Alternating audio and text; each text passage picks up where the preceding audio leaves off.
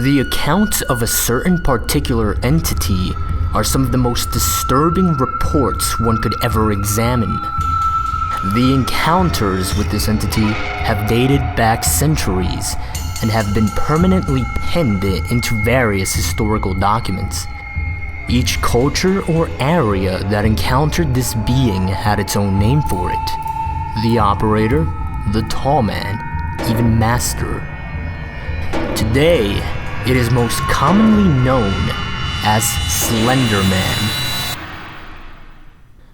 In recent years, it's actually been a phenomenon that's been taking off, and it's been pretty viral.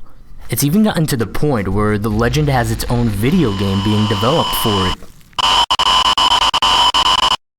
However, its presence in history is certainly undeniable. There are many recorded accounts documenting encounters with this entity. One such disturbing account, stemming from a German journal dating as early as 1702, writes, "My child, my Lars, he is gone, taken from his bed. The only thing that we found was a scrap of black clothing. It feels like cotton, but it is softer, thicker.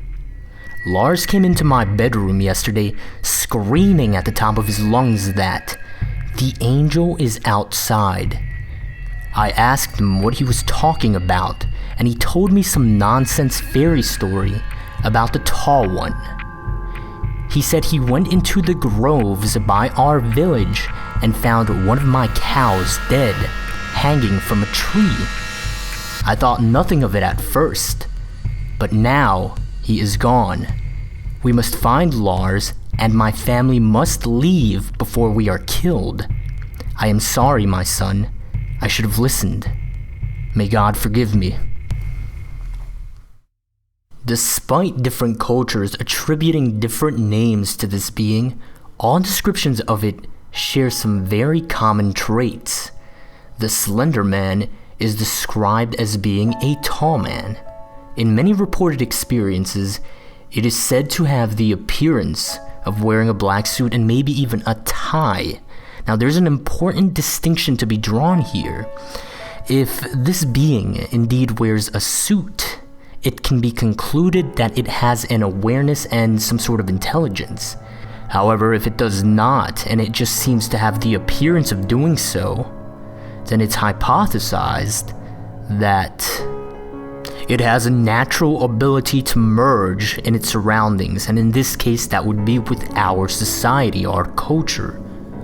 It may be why this entity has even been evasive for so many centuries, despite an ever-evolving and ever-changing culture.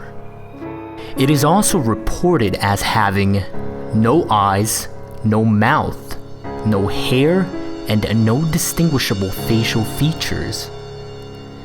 Different reports describe it as ranging anywhere between 6 to 15 feet in height. Its behaviors vary from report to report. It has reportedly stalked victims, in some cases for years. Psychological torture is a common tool this being employs, though any definite particular reason as to why it does what it does is anyone's best guess. The only general certainty that can be drawn from this entity's behavior is that it is malevolent. Now, there was actually an interesting list compiled which described potential traits of the Slender Man. This list was compiled after there were a number of burning buildings with unknown causes that had several deaths and a few surviving witnesses. Now, these traits are listed in a sort of chronological order, and this is what that list says. Slender Man will find interest in a victim for reasons unknown. It would then contact the victim, and if it is a child, it'll present itself as friendly. The adults he stalks have a common trait. They have all been through a terrible tragedy in their life, even if the tragedy was made by Slender Man directly. If the victim is an adult, it would stalk the victim for long amounts of time, causing what is known as slender sickness. Now, slender sickness causes massive paranoia, nosebleeds, nightmares, hallucinations appearing only to the sick person, and many other dangerous symptoms. Eventually, and this is where it gets disturbing, eventually it would abduct the victim into whatever nearby forest there may be, where they would be killed. In messy cases, it may remove evidence of its existence by causing fire of their home, place of work, or school. Now here's one of the more recent findings about Slender Man, and this can get pretty disturbing. Slender Man uses, or is at least thought to use, what are called proxies. Now these proxies, they are people that behave in really strange ways. Oftentimes it is described as if they behave in ways that make them appear as if they are possessed. It is a kind of psychosis. However, it is unknown whether this psychosis is simply them speaking for themselves, or if it is actually Slender Man pulling the strings. In its most generalized form, you can consider these proxies insane individuals that are apparently under its control or influence. Now, this is because these proxies tend to act based on what this entity might want or need, sort of like servants. Now, the idea is that these people do all the physical interaction for it. Quite significantly here is the idea that they might even destroy or even leave evidence for it. They may even serve as sort of a communication medium, which is really disturbing considering the potential forms of media that they can communicate through. Because this includes creating any sort of electronic media to communicate with whomever they might feel the need to. So it might be possible that there are videos or files out there with communication from it. This idea, it kind of brings you as close as possible to this, as directly as possible as you can get.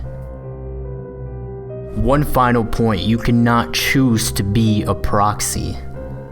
There are reports or accounts in which people have tried where they've wanted to, but it doesn't work that way. In short, it chooses you, you do not choose it.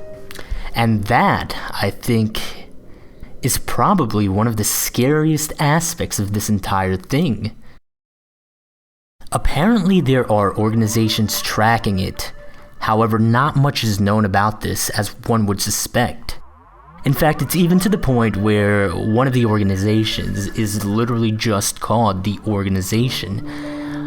It's been given aliases such as Optic Nerve, the Unknown Organization, the Bureau, and even the Anti-S-Walker Unit. But all in all, it's just an unnamed organization. One report states that there was an interview with a detective. This detective did not state where he worked from, he only stated that they were based in Washington in the United States.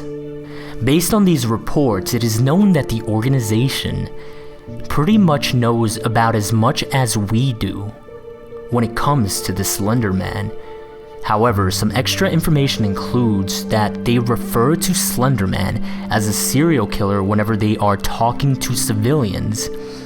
They have been researching this entity for many years. They believe he has killed and that he's active throughout the nation, and they do not know how to neutralize him. But beyond that, there is very little known about this organization.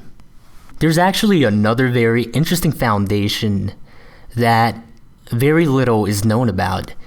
The foundation itself is called SCP.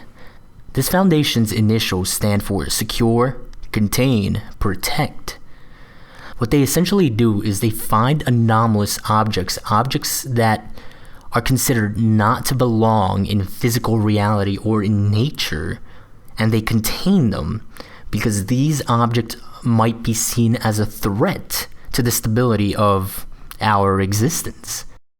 The items they contain are actually referred to as SCPs, and this foundation has actually contained an SCP that is often thought to be the Slender Man because of its nature and the way it works.